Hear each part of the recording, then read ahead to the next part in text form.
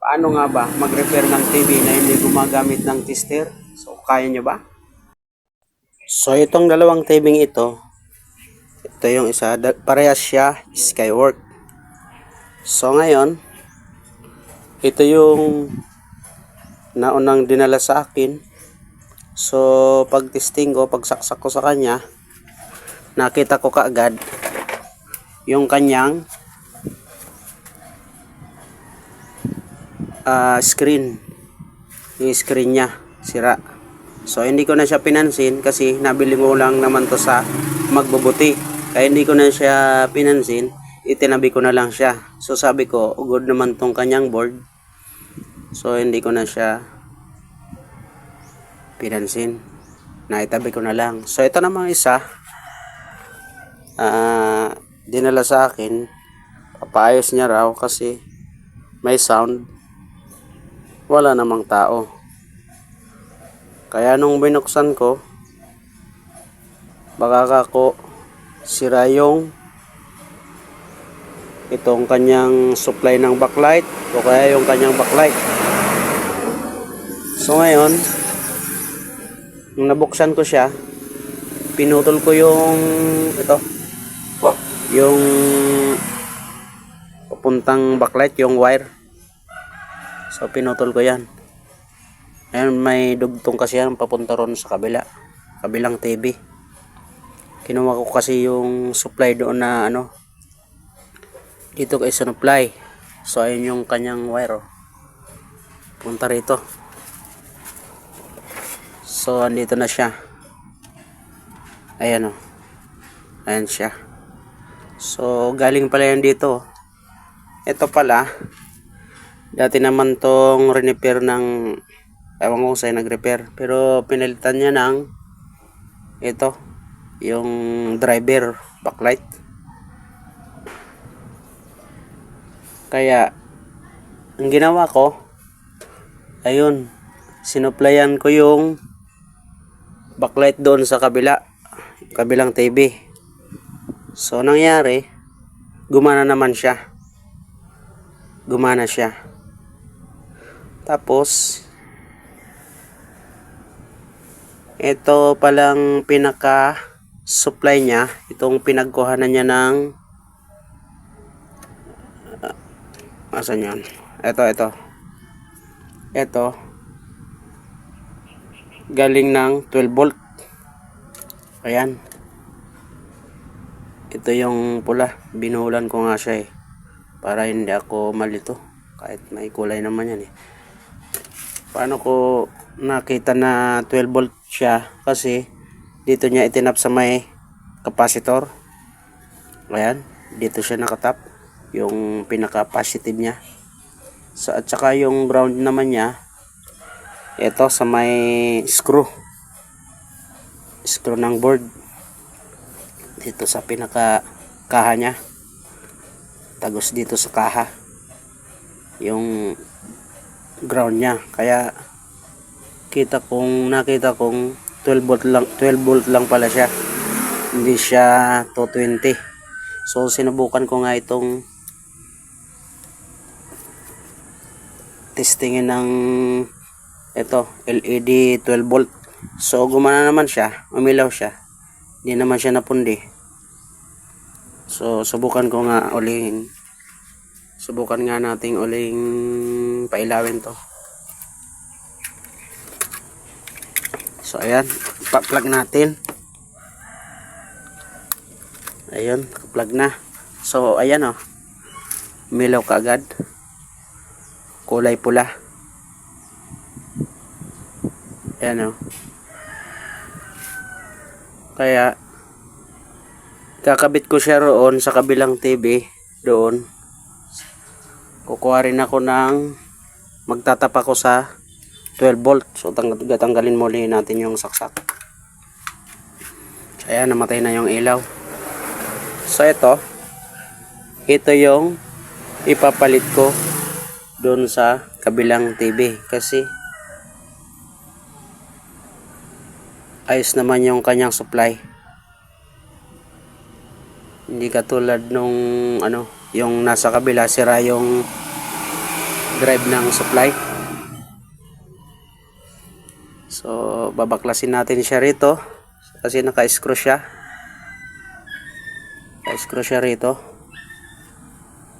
Kaya babaklasin natin tapos ililipat natin sa kabila. So hindi nga tayo gagamit ng tester at saka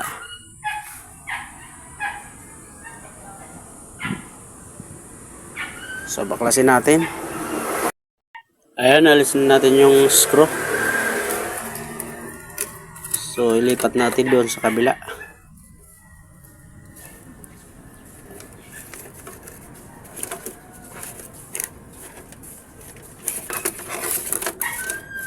Alisin lang natin tong pagkaka kabit niya rito sa kabila.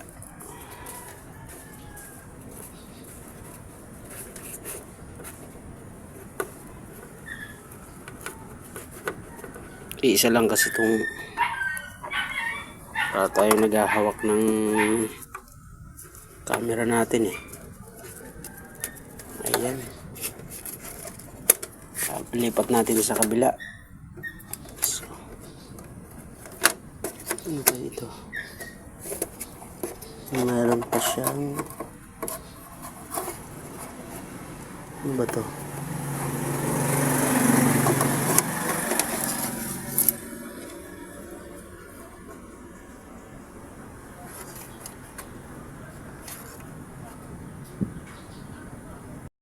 Ayan, nandito na tayo sa kabilang TV. So ang gagawin natin, so sapinan muna natin at baka mag short. So ingat lang tayo mga bossing, ingat lang tayo at baka tayo ay makuryente rito. So sapinan lang natin, iwas shorted kasi dyan natin ilalagay yung driver backlight natin, yung board. Lagyan muna natin ang sapin. Lagyan natin ang electrical tape.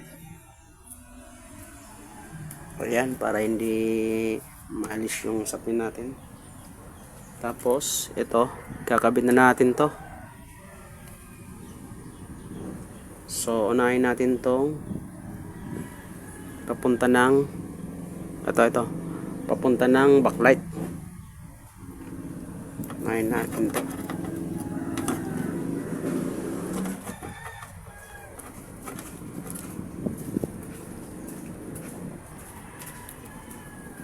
Ito yung kulay pula nya, ito yung positive. Unahin natin.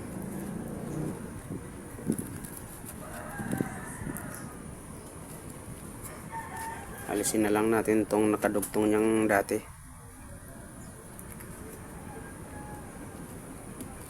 Yan. So dito sa pula, ito pula rin, positive.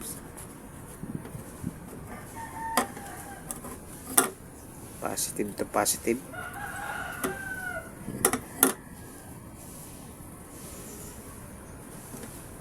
Ayan. Ikabit na natin yung positive. Yung itim naman, itong itim naman, alisin lang natin yung dinugtong kong wire.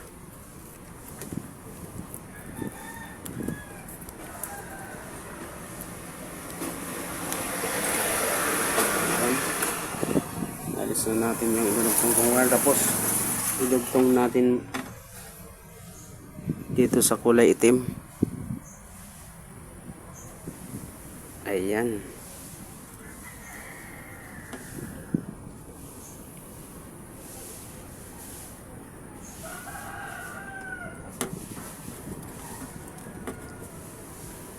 Tapos dito naman tayo, ito naman susunod natin, itong supply nya galing ng 12 volt. So may naka ready na ako rito, may nakaabang na ritong tinap ko rito. dito sa kanyang kaha. Dito. Sa kaya niya sa may chassis niya. Ito yung ground. Kulay itim. Tapos dito naman nagtap ako sa may malapit sa may capacitor. Sa capacitor. Ayan o. Ayan yung hininang ko na wire. So dito natin ilalagay yung 12 volt. Ito yung out. Ito naman yung input. Ayan, papunta rito sa board nya. So ito.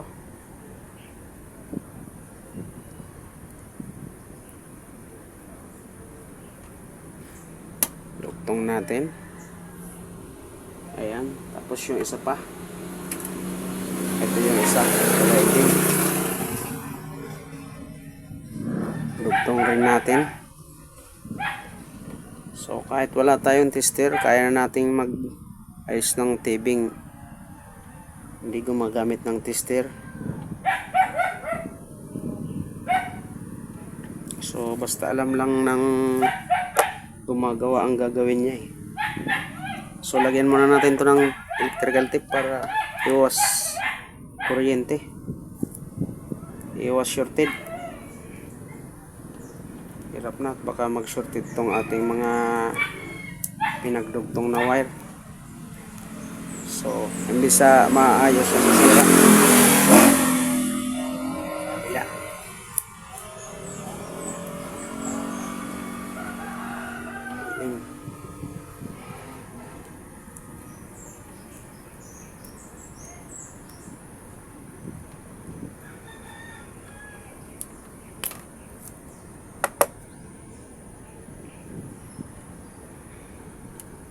Okay, isa pa yung papunta ng backlight ang lalagyan natin ng electrical tape.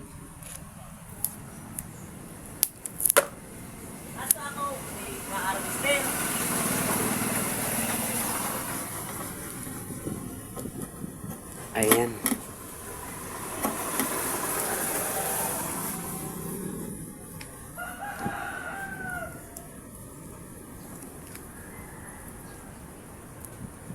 Tapos titestingin na natin. Pag nalagyan na natin to ng electrical tape, testing tayo kung uubra ba yung ating ginawa, yung ating pagre-repair.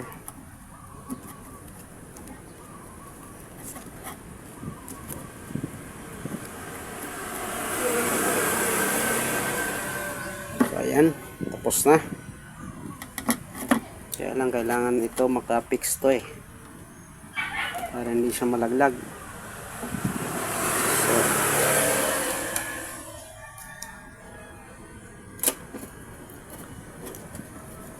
ipit muna natin rito sa may electrical tape. Ayan. Tapos ang gagawin natin, so ayan, testingin na natin. So i-plug muna natin.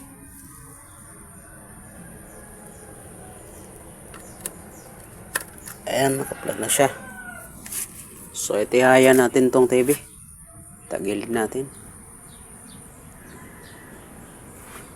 So ayun, mayroon na siya. Ayan, lumabas na yung kanyang no signal.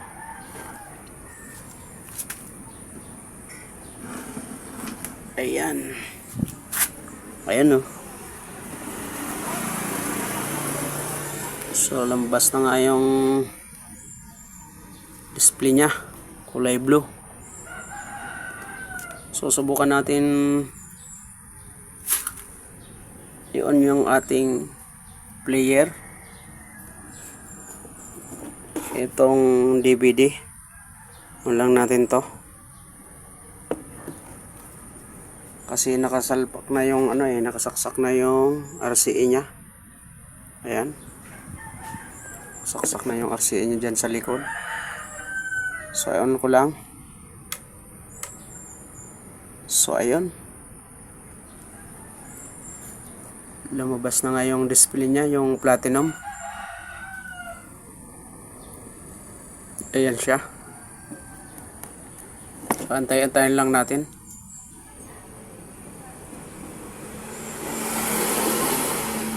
Lumabas yung kanyang pinaka-display. Ayun, lumabas na nga. Ayan mga boss.